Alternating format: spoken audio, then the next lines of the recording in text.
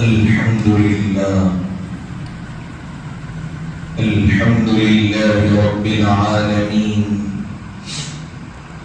والصلاة والسلام على سيد الأنبياء وأشرف المرسلين وعلى آله الطيبين الطاهرين وأصحابه الأكرمين الأفضلين وأولياء أمته أجمعين إلى يوم الدين. أما بعد، فقد قال الله تبارك وتعالى في القرآن المجيد والفرقان الحميد: أعوذ بالله من الشيطان الرجيم، بسم الله الرحمن الرحيم. يا أيها الذين آمنوا أطيعوا الله وأطيعوا الرسول وأولي الأمر منكم، فإن تنازعتم في شيء فردوه إلى الله ورسوله إن كنتم تؤمنون بالله واليوم الآخر، ذلك خير وأحسن تأويلا. صدق الله العظيم. وبلغنا رسوله النبي الأمين الكريم، ونحن على ذلك لمن الشاهدين والشاكرين، والحمد لله رب العالمين. وقد قال الله تبارك وتعالى في شأن حبيبه: إن الله وملائكته يصلون على النبي يا أيها الذين آمنوا صلوا عليه وسلموا تسليما. اللهم صل على سيدنا ومولانا محمد النبي الأمي العالي الحبيب القدر العظيم الجاه، وعلى آله وأصحابه وبارك وسلم. صلاة وسلاما عليك يا رسول الله، وعلى آلك وأصحابك يا نبي الله صلى الله تعالى عليه وسلم. حاضرین و سامعین اکرام، السلام علیکم ورحمۃ اللہ وبرکاتہ. پروردگار عالم کا کروڑا شکر اور احسان ہے کہ اللہ تبارک و تعالیٰ نے آپ کو اور مجھ کو آقا نامدار، مدینے کے تاجدار، دو عالم کے مالک و مختار حضور سیدنا محمد مصطفیٰ احمد مجتبی صلی اللہ علیہ وآلہ وسلم کی امت بابرکت میں پیدا فرمایا ہے. اور اللہ تبارک و تعالیٰ کا کروڑا احسان ہے کہ اس نے اس پرفتن اور پرآشوب دور میں اہل سنت والجماعت کے عقائد سے وابستہ فرمایا ہے. عزیزان ملت اسلامیہ، ماہ شعبان المعظم کا مہینہ چل رہا ہے، اور چونکہ اس ماہ مبارکہ کے بعد ماہ رمضان المبارک آتا ہے، آپ اور ہم اس ماہ مبارکہ میں دن میں روزے، رات میں اللہ کی عبادت و ریاضت میں اپنے وقت کو گزارنے کی کوشش کرتے ہیں. اور چونکہ یہ ماہ مبارکہ اس ماہ مبارکہ سے متصل ہے، اس ماہ مبارکہ سے بلکہ گزشتہ ماہ مبارکہ سے اس ماہ کی ہم تیاری کی کوشش بھی کیا کرتے ہیں، تیاری کرتے ہیں. حاضرین محترم، آج شعبان المعظم کی 3 تاریخ ہے، اور کل جو تاریخ گزری ہے شعبان المعظم کی 2 تاریخ، اس تاریخ کو حضرت سیدنا امام اعظم ابو حنیفہ نعمان بن ثابت رضی اللہ عنہ کا وصال مبارک ہے. آپ اور ہم انہی کی فقہ پر عمل کرتے ہیں، اور اسی مناسبت سے ہم حنفی کہلاتے ہیں. عزیزان محترم، حضرت سیدنا امام اعظم ابو حنیفہ رضی اللہ عنہ کے متعلق آپ اور ہم سنتے ہوئے آئے ہیں اور سنتے رہیں گے انشاءاللہ۔ آپ اور ہم جو اقتدا کرتے ہیں، جو حضرت امام اعظم کو مقتدا بناتے ہیں اور خود مقتدی بنتے ہیں، اور جو تقلید کرتے ہیں، اس کی شریعت مطہرہ میں کیا حیثیت ہے، کیا مقام ہے، آپ کے سامنے عرض کرنے کی کوشش کروں گا۔ حاضرین محترم، ہم جو تقلید کرتے ہیں، جو امام اعظم ابو حنیفہ رضی اللہ عنہ کے طریقے پر عمل کرتے ہیں، اس کو تقلید کہا جاتا ہے۔ ہم مقلد ہوئے اور تقلید کرنے کی وجہ سے ہم امام اعظم کے مقلد بنے، اور جو تقلید نہیں کرتے ان کو غیر مقلد کہا جاتا ہے۔ تقلید کرنے والوں کو مقلد اور جو نہیں کرتے ان کو غیر مقلد۔ تو یہ جو تقلید کی جاتی ہے، مقتدا بنایا جاتا ہے، مقتدی بنتے ہیں، اقتدا کی جاتی ہے، ان کے طریقے کو اپنایا جاتا ہے اور ان کو مقلد بنایا جاتا ہے، ان کی تقلید کی جاتی ہے۔ تو یہ شریعت مطہرہ میں ہر کسی کے لیے یہ عمل ضروری و لازم ہے۔ تقلید کرنا، تقلید پہلے یہ سمجھیے آپ کہ تقلید کس کی جاتی ہے۔ ہر ایرے غیرے ہر آنے والے کی تقلید نہیں کرتے۔ تقلید کس کی کرتے ہیں؟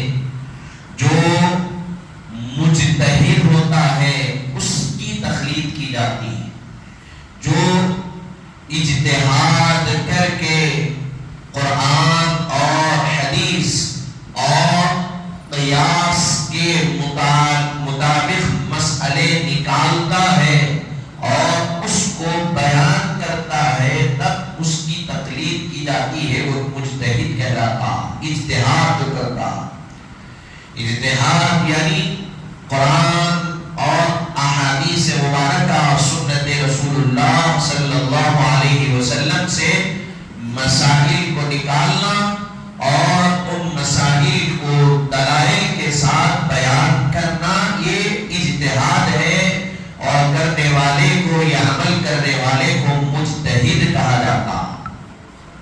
مسائل کو نکالنا، مسائل کیا ہے؟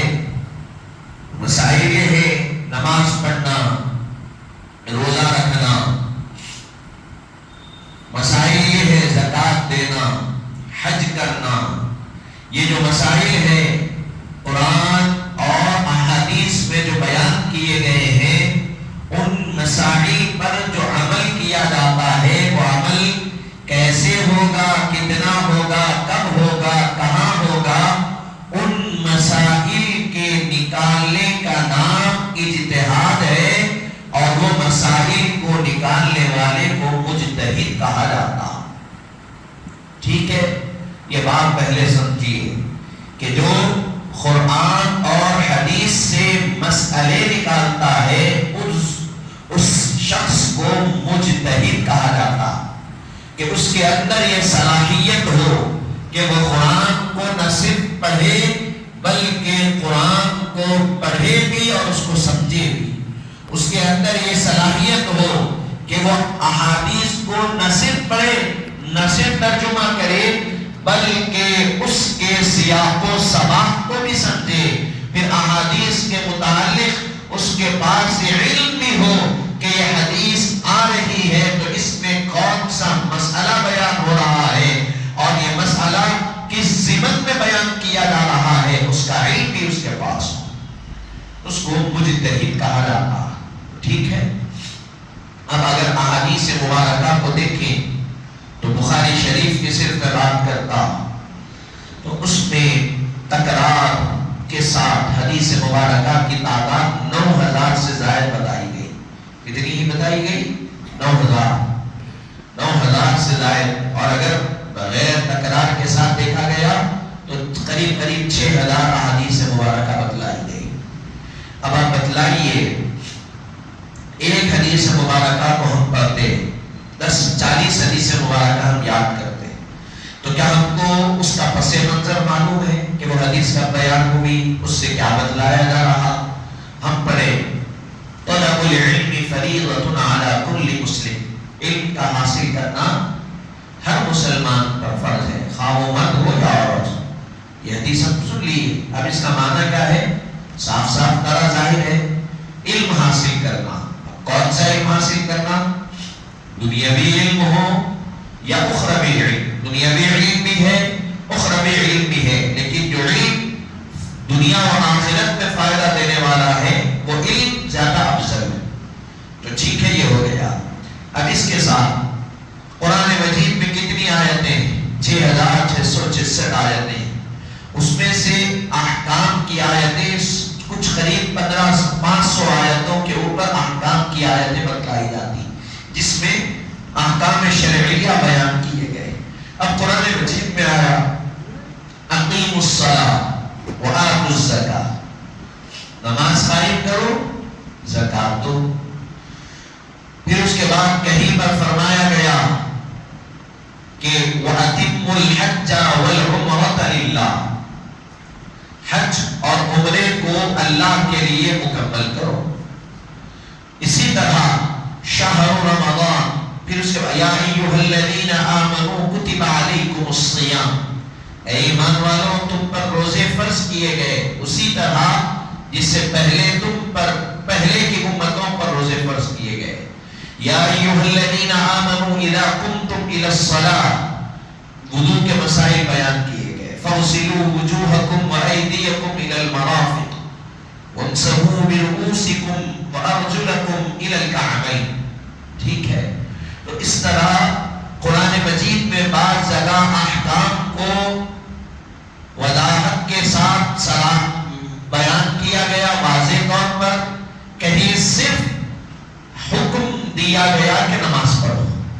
اب قرآن مجید کے آیتیں احکام کو آپ پڑھیے، کسی بھی جگہ پر یہ حکم نہیں ملتا کہ نماز پڑھو تو فجر کی 2 رکعت نماز ہے، نیت ایسے کرو، ایسے ٹھہرو، اتنا فاصلہ پیروں کے درمیان رکھو، ہاتھ کو یہاں باندھو، تکبیر تحریمہ اس طرح بولو، انگلیاں قبلے کی طرف ہونا، انگلیوں میں فاصلہ رہنا، پھر اس کے بعد تکبیر تحریمہ بولنے سے پہلے نیت کرنا، نیت کرتے ہی فوراً ہاتھ باندھنا، ثنا پڑھنا، تعوذ پڑھنا، تسمیہ پڑھنا، سورہ فاتحہ پڑھنا، پھر تسمیہ پڑھنا، دوسرا سورہ پڑھنا، پھر ضم سورہ جس کو کہتے ہیں، پھر رکوع کرنا، رکوع کی تسبیح پڑھنا، رکوع میں اس طرح جھکنا، دونوں ہاتھوں کو گھٹنوں پر رکھنا، اچھی طرح پکڑنا، پیروں کو اسٹریٹ رکھنا اور ہاتھوں کو مضبوطی کے ساتھ کھول کر انگلیوں کو گھٹنے کو پکڑنا، پھر رکوع کی تسبیح پڑھنا 3 مرتبہ یا 5 مرتبہ، پھر رکوع سے اٹھ کر تحمید یعنی سمیع اللہ لمن حمدہ کہنا، پھر اس کا جواب دینا، پھر اس کے بعد سجدے میں جانا، سجدے میں جاتے وقت پہلے گھٹنے رکھنا، پھر ہاتھ رکھنا، پھر ناک رکھنا، پھر پیشانی رکھنا، پھر سجدے کی تسبیح پڑھنا، پھر اٹھنا، پھر قاعدے میں دونوں سجدوں کے درمیان بیٹھنا، پھر دوسرا سجدہ، پھر اٹھنا، پھر دوسری رکعت، پھر اس طرح سلام، تشہد، درود ابراہیم، دعا معصورہ، سلام۔ آپ بتائیے ایسا قرآن میں آیا نہیں آیا؟ وَأَقِیمُوا الصَّلَاةَ، نماز قائم کرو۔ اب وہ کیسے کرنا ہے اس کو نہیں بتایا گیا، پر کتنا بتایا؟ وَأَقِیمُوا الصَّلَاةَ، بس نماز قائم کرنے کا حکم دیا گیا ہے، نماز قائم کرو۔ ہر مسلمان مرد عورت عاقل بالغ سب پر نماز فرض ہے، سن بلوغت کی عمر کو پہنچ گئے اس پر نماز کا پڑھنا 5 وقت کی فرض ہے، فرض عین ہے، سب کو پڑھنا۔ اب اب کوئی یہ نہیں بول سکتا کہ میں نہیں پڑھتا ہوں، میرے لیے ضروری نہیں. اگر کوئی انکار کر دیا نماز کا، یا پھر اس کے فرضیت کا انکار کر دیا، اس کی اہمیت کا انکار کر دیا، یا تو وہ مرتد ہوگا یا تو پھر اس کا تعلق دین ہی سے باقی نہیں رہے گا، کیونکہ فرض عبادت ہے. تو بہرحال نماز کے پڑھنے کا حکم آیا لیکن طریقہ نہیں بتایا گیا. اسی طرح روزے رکھنے کا حکم دیا گیا، طریقہ نہیں بتایا گیا کہ افطار اس وقت کرو، سحر اس وقت کرو، اس طرح رہو. زکوٰۃ دینے کا حکم دیا گیا لیکن اس کی مقدار نہیں بتائی گئی، اس کا طریقہ نہیں بتایا گیا. حج کرنے کا حکم بتایا گیا لیکن احرام کہاں سے باندھنا، پھر میقات کس کو کہتے ہیں، احرام باندھنے کے بعد کیا کیا چیزوں سے رکنا اور کیا کیا چیزیں کرنا، یہ نہیں بتایا. بس کہا گیا حج کرو، عمرہ کرو. اب عمرے کا احرام باندھ لینے کے بعد، حج کا احرام باندھ لینے کے بعد، نیت کر لینے کے بعد کن چیزوں سے رکنا ہے، کن چیزوں کا پر عمل کرنا ہے، کون سا عمل کرنے سے عمرہ قبول ہوگا، حج قبول ہوگا، کون سا عمل کرنے سے حج میں آپ کو ہم کو تب لازم آتا ہے، یہ سارا طریقہ کس نے بیان کیا. تو پھر ان طریقوں کو دیکھنے کے لیے حدیث کو دیکھنا پڑے گا. ان طریقوں کے لیے حضور پاک صلی اللہ علیہ وسلم کی سیرت مبارکہ کو دیکھنا پڑے گا. نماز پڑھنے کا حکم تو اللہ دے رہا ہے لیکن نماز کا طریقہ جو رسول اللہ نے اپنایا اس کو اپنانا ہوگا. نماز جس طریقے سے مدینے کے تاجدار نے پڑھ کے بتایا ویسا پڑھنا پڑے گا. روزہ جس طریقے سے آقا انعامدار نے رکھ کے بتایا ویسا رکھنا پڑے گا. حج کا طریقہ جو رسول پاک نے عمل کر کے بتایا اور جس کی تعلیم دی وہ طریقے کو اپنانا پڑے گا. پھر اس کے بعد زکوٰۃ کا جو طریقہ رسول پاک نے بتایا اس طریقے کو دیکھنا، اس منہج کو دیکھنا، پھر اس کے مطابق عمل کرنا پڑے گا. ٹھیک ہے، اب ہم کیا کریں گے؟ قرآن میں حکم مل گیا، اب قرآن کے حکم کے دلائل احادیث مبارکہ سے تلاش کرنا پڑے گا.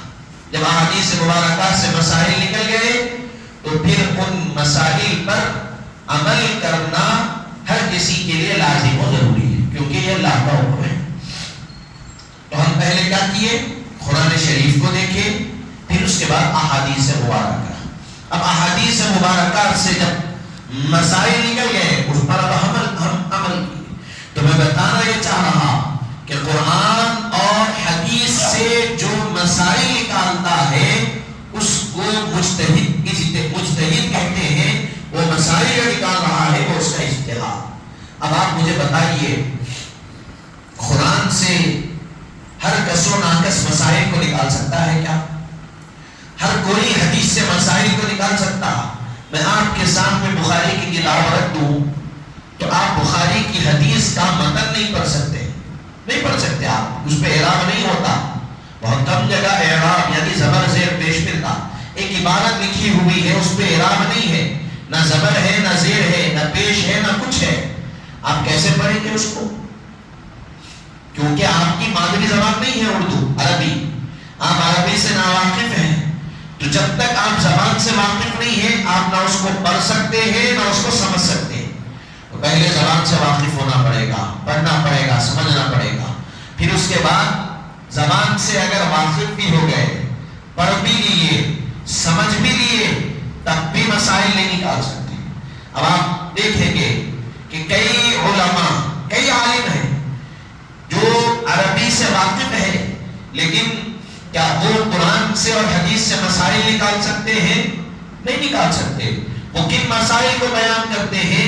جو مسائل پہلے سے بیان کیے گئے ہیں اس مسائل کو بیان کرتے ہیں، اس کی نقل کرتے ہیں، ان مسائل کو لوگوں کے سامنے بیان کرتے ہیں. کوئی اپنے سے نئے مسائل نہیں نکال سکتے، اس لیے کہ نئے مسائل کے نکالنے کے لیے اس کو جو شخص مسائل نکال رہا ہے اس کے پاس اتنی صلاحیت ہونا، ویسا علم ہونا، پھر تب وہ مسائل کو نکال سکتا. تو مسائل کہاں سے نکلیں گے؟ حدیث سے، قرآن سے. تو یہ ذہن میں رکھتے ہوئے اب آپ آنکھیں پڑھیے. اب ہر کوئی ہر کس و ناقص مسائل نہیں نکال سکتا. اب کیا کرنا؟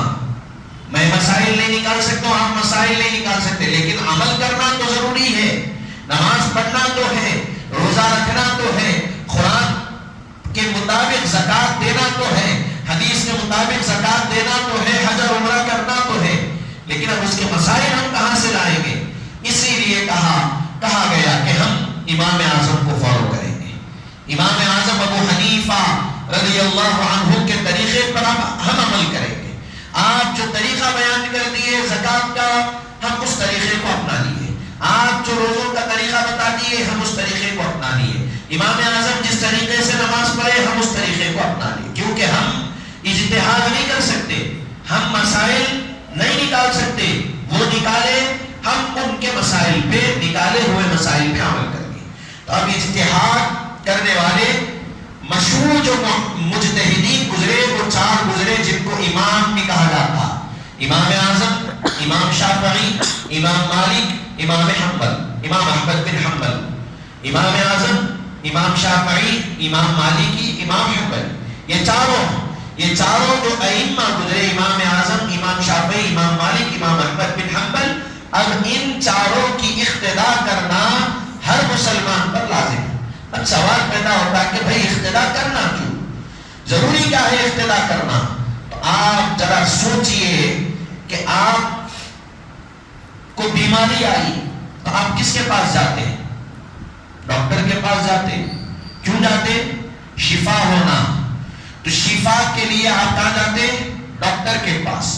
دنیا کا علم لینے کے لیے آپ کہاں جاتے؟ دنیا کے ماہر اساتذہ کے پاس۔ اگر کسی کو لائر کا قانون کا علم ہونا ہے تو وہ قانون کے ماہر کے پاس جاتا۔ اگر کسی کو ریاضی میتھس کا علم ہونا ہے تو ریاضیات میں، میتھس میں، میتھمیٹکس میں جو ماہر ہے اس کے پاس جاتا۔ اگر کسی کو آسمان کا علم حاصل کرنا ہے تو جو اس میں ماہر ہے اس کے پاس جاتا۔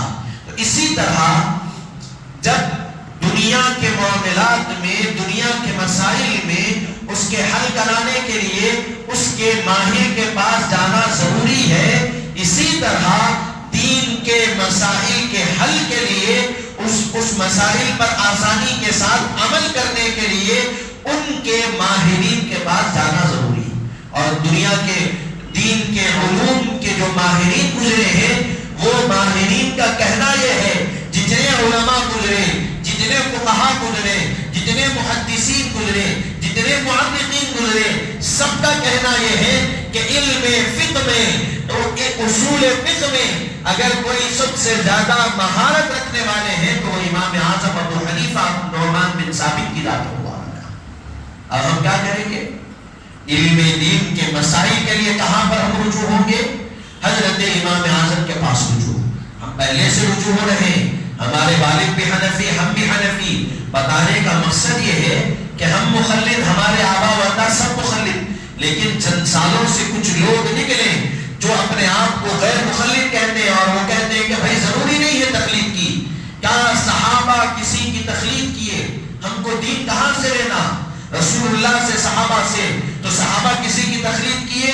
نہیں کیے، پھر ہم کسی کی تقلید کیوں کریں گے؟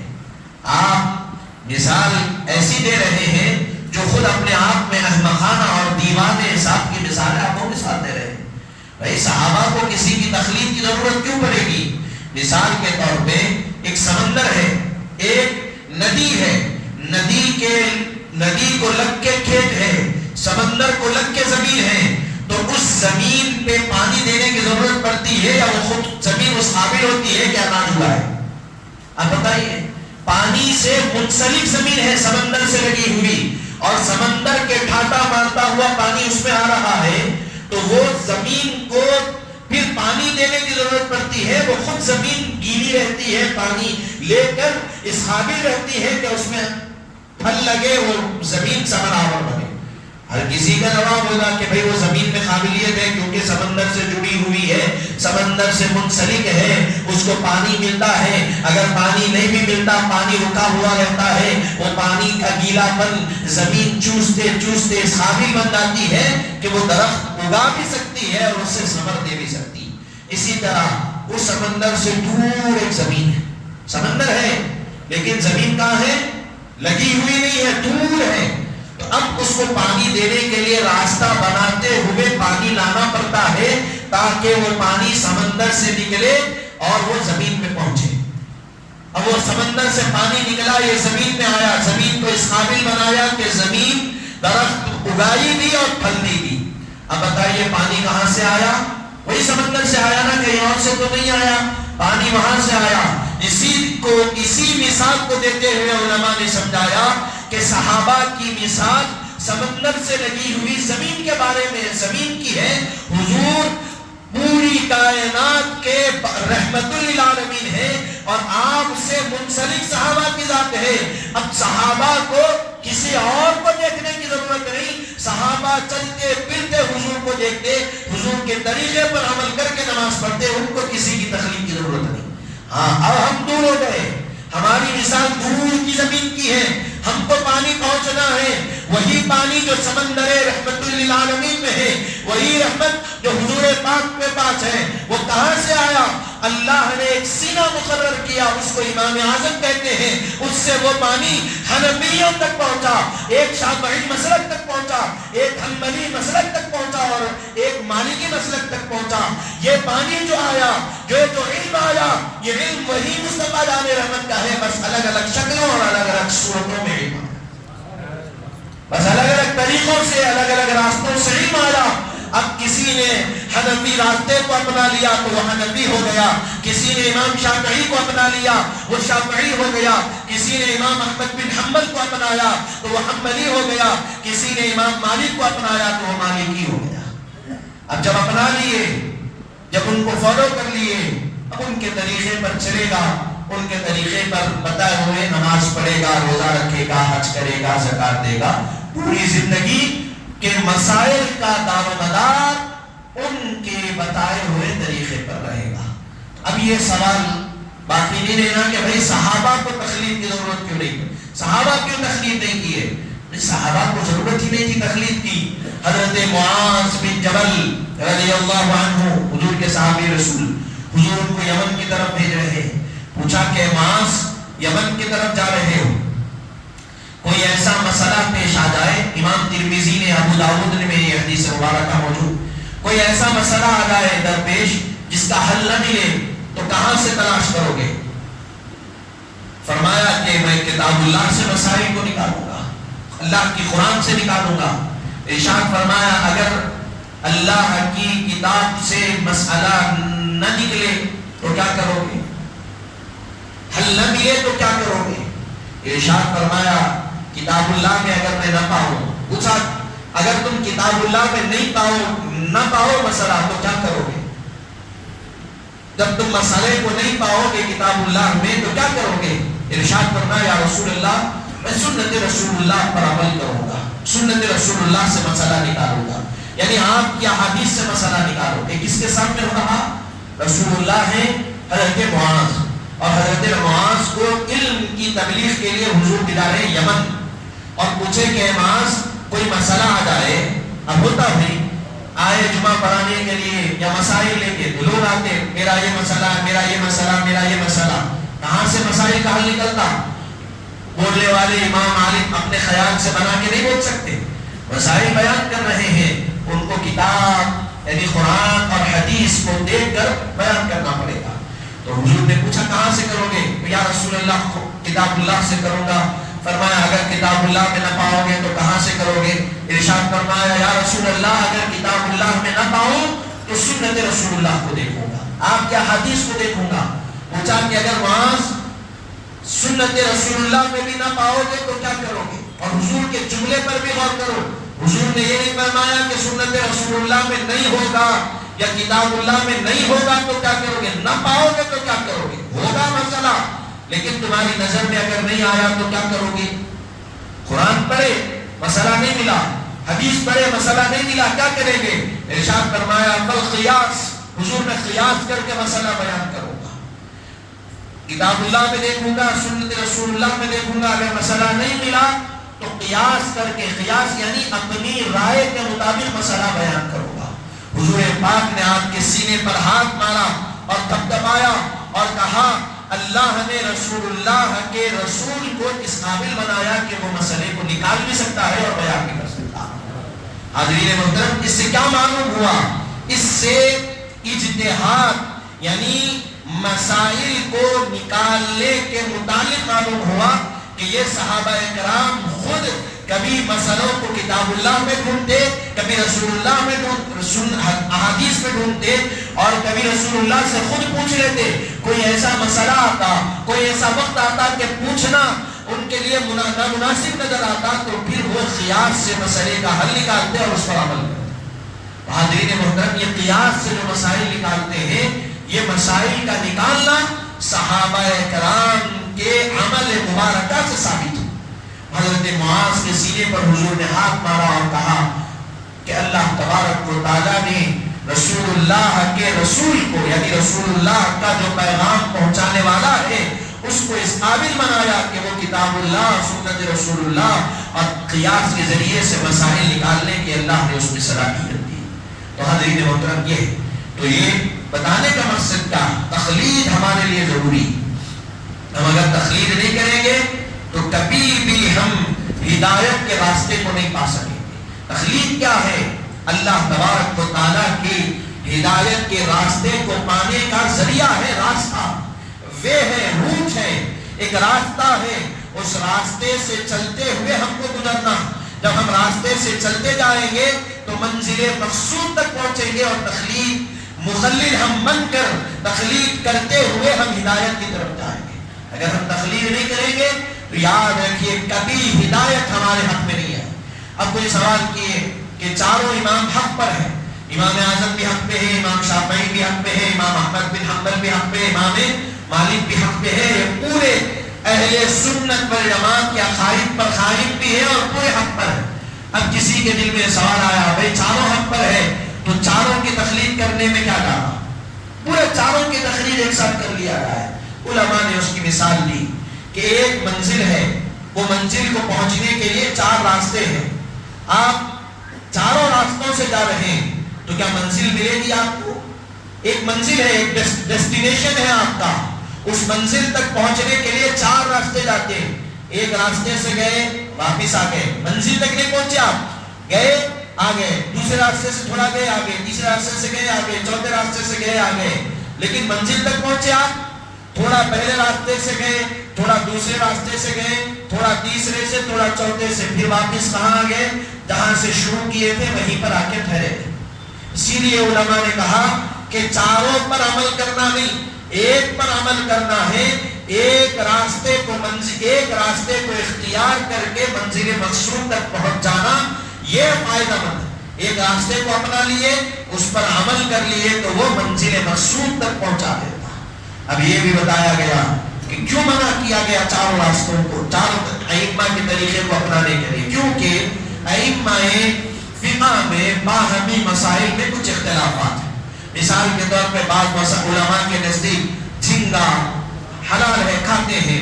امام اعظم ابو حنیفہ کے نزدیک، جامعہ کے فتوے کے حساب سے حنفی مسلک کے نزدیک حرام ہے جھینگا۔ اب ہم نہیں کھا سکتے، وہ کھا سکتے۔ تو اب یہ بتایا گیا کہ بھائی آپ کسی ایک کو فالو کر لیے تو 7 مسائل میں انہی کو آپ فالو کریں گے۔ اگر یہ اجازت دی گئی چاروں کے طریقے کو چلو تو انسان اپنی طبیعت کو شریعت پر غالب کر دے گا۔ صبح ایک مسئلہ اس کے سامنے آیا، ارے فقہ شافعی میں یہ مسئلے کا جواز ہے، چلو میں شافعی ہوں، یہ مسئلے پہ عمل کر لیا۔ شام ہو گئی، ایک مسئلہ آیا، شافعی مسلک میں نہیں ہے، حنفی میں ہے، چلو میں حنفی ہوں، یہ مسلک پہ عمل کر لیا۔ دوسرے دن صبح ہوئی، ایک مسئلہ آیا، میں حنبلی بن گیا، اس میں جواز ہے، میں عمل کر لیا۔ شام میں آیا، مالکی بن گئے، یہ مسئلے کا جواز ہے، عمل کر لیا۔ تو فرمایا یہ طریقہ نہیں، ایک طریقے کو اپنا لیے تو بس اس میں جو چیز بیان کر دی گئی اس بیان کیے ہوئے عقیدے اور بیان کیے ہوئے طریقے کے مطابق آپ چلیں گے۔ اس میں جو چیزیں منع ہیں وہ منع، اس میں جو چیزیں حرام ہیں وہ حرام ہیں، وہ ان کے اجتہاد اور ان کی جو انہوں نے تحقیق کی اس کے مطابق انہوں نے اس کو حرام قرار دیا۔ بس جب آپ مخلد بن گئے، جب تقلید کر لیے تو آپ پر ان کے طریقے کو اپنانا لازم و ضروری ہے، ان کے بتائے ہوئے راستے پر آپ چلیں گے، اب اس سے آپ ہٹ نہیں سکتے۔ مثال کے طور پہ ایک بچہ جب پیدا ہوتا تو بچہ کس کو فالو کرتا؟ ماں باپ کو. آپ بولے بھائی کیوں کر رہی؟ آپ اپنا ایک طریقہ بناؤ. وہ کیسے کر سکتا؟ اس کو کچھ معلوم ہی نہیں ہے. ماں باپ جو طریقہ کریں گے، جو چیزیں کریں گے، اس کو دیکھے گا، سیکھے گا اور اس کے مطابق وہ زندگی گزارے. باپ کے طریقے کو اپنائے گا، باپ کے انداز کو اپنائے گا، والد کی چیزوں کو اپنائے گا، والدہ کی چیزوں کو اپنائے گا. یہ سب ملا کے اس کی ایک شخصیت ابھرتی ہے، نکل کے آتی. تو یہ کب ہوگا؟ جب وہ طریقے کو دیکھے گا، عمل کرے گا. اب نہیں روک سکتے اس کو، کیوں کر رہے ہیں اپنا نیا؟ تو وہ کیسے لائے گا؟ آپ کو دیکھے گا. اور آپ بھی اپنا نیا نہیں لائے، آپ اپنے بڑوں کو دیکھ کے سیکھے، اپنے بڑے ان کے بڑوں کو دیکھ کے سیکھے. اسی طرح سے یہ نہج چلتا ہوا رہا ہے.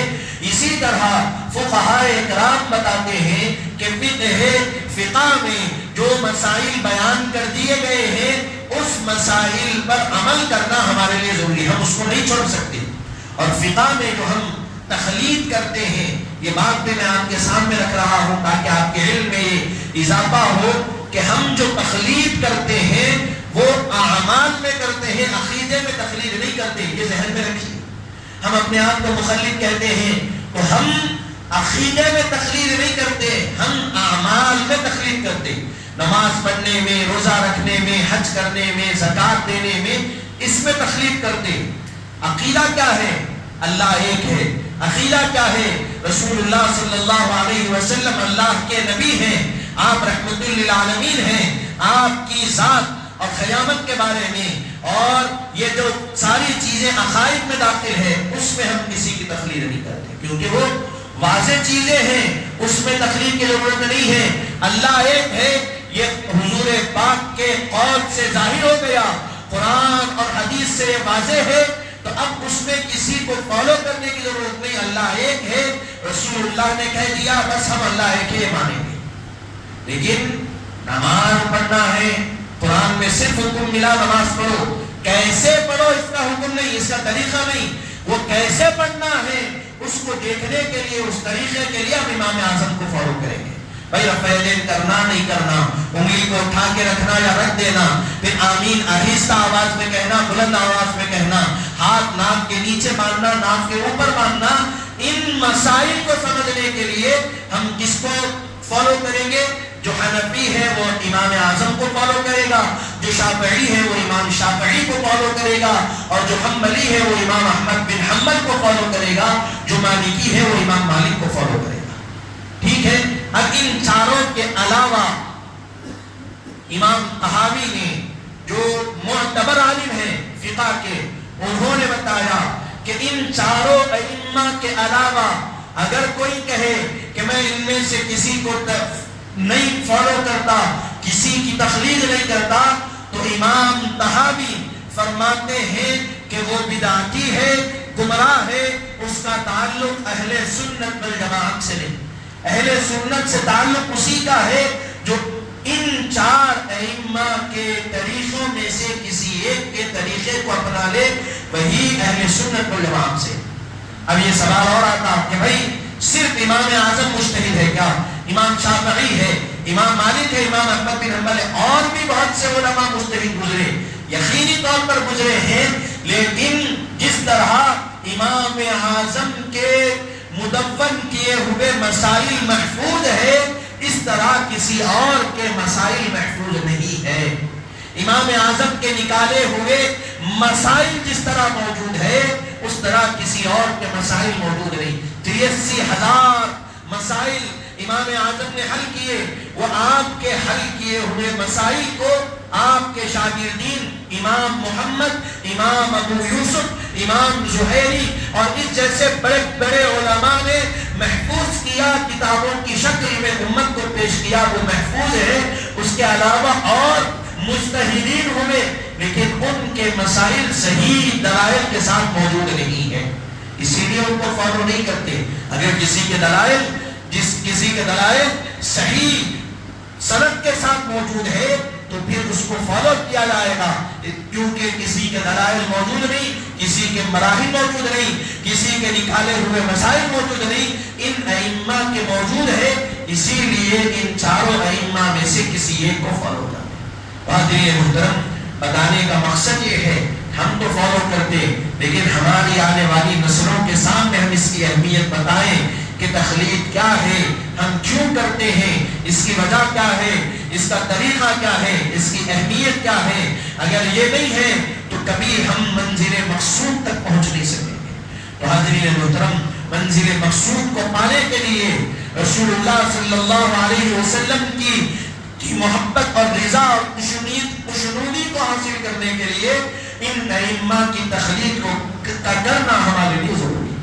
اور حاضرین محترم، امام اعظم ابو حنیفہ رضی اللہ عنہ کے عرص مبارکہ کی تاریخ گزری۔ اب کون ہے امام اعظم؟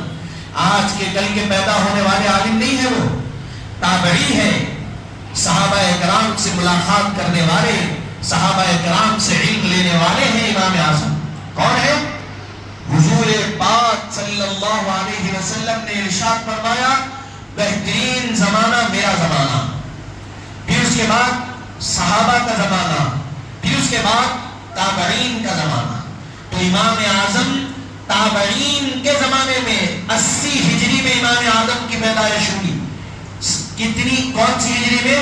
80 ہجری میں آپ کی پیدائش ہوئی کوفہ کے شہر میں، اور آپ نے کئی صحابہ کرام سے اکتساب علم، اکتساب شریعت اور اکتساب حدیث کے معاملات میں صحابہ کے سامنے ذات و ادب کو طے کیا۔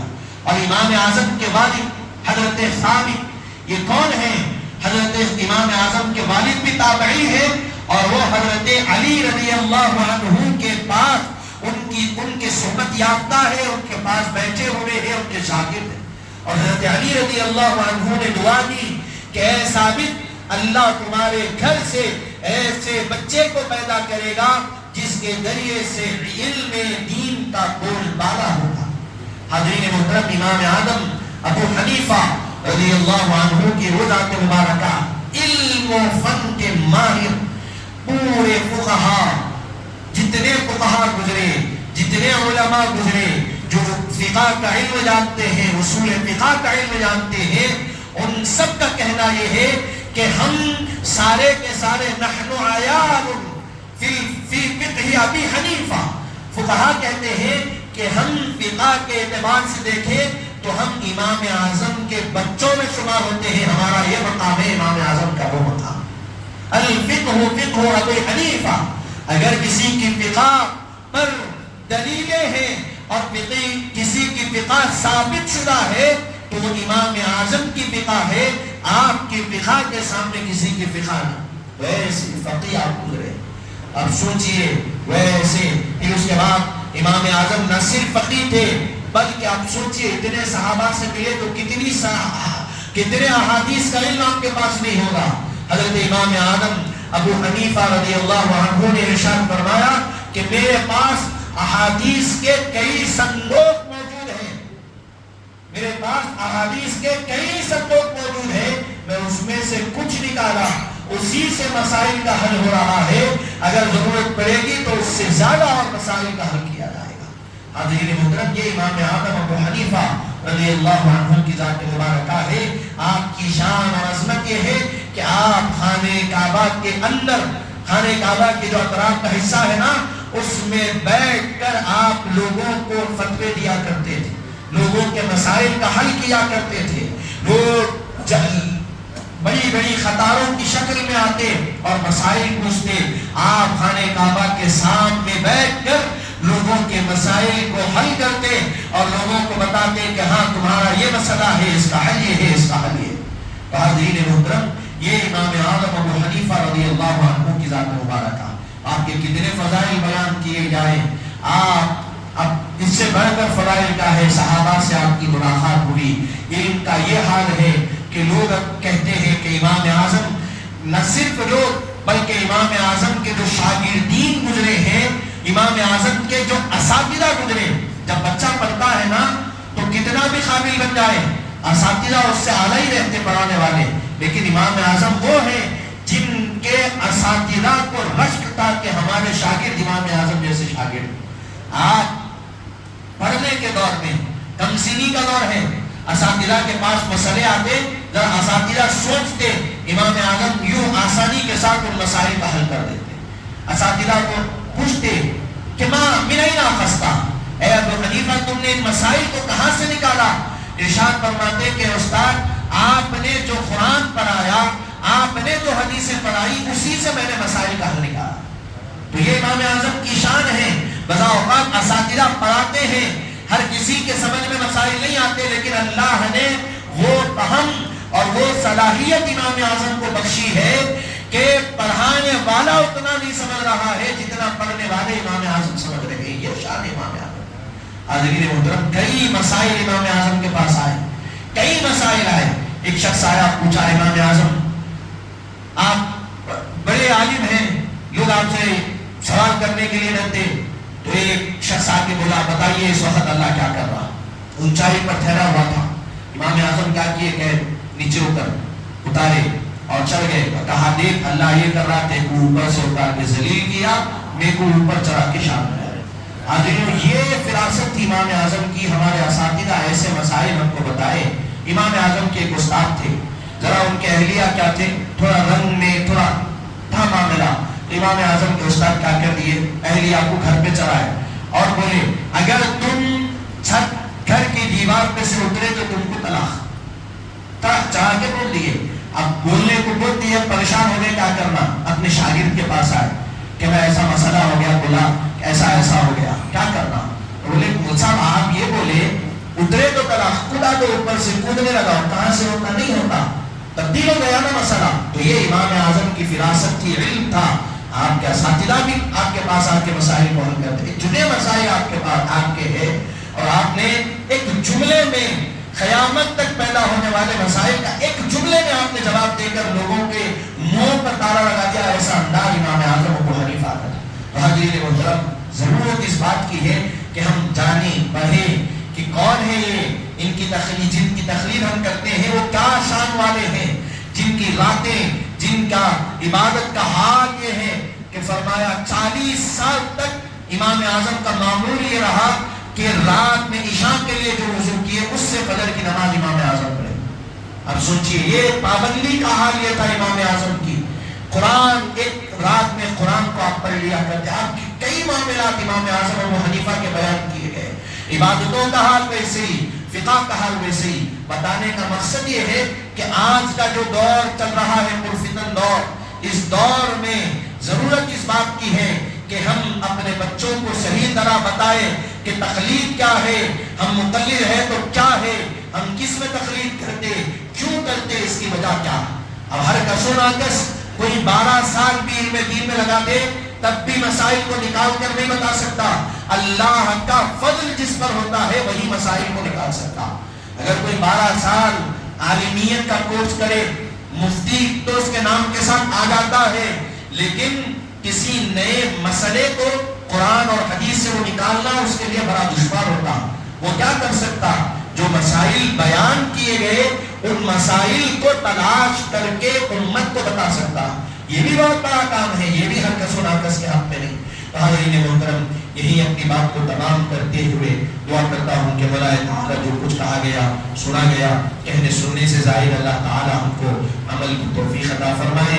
کہنے سننے اور سمجھنے سمجھانے میں کوئی غلطی اور کوتاہی ہو تو اپنے رحم اور کرم سے معاف فرما۔ بحرمت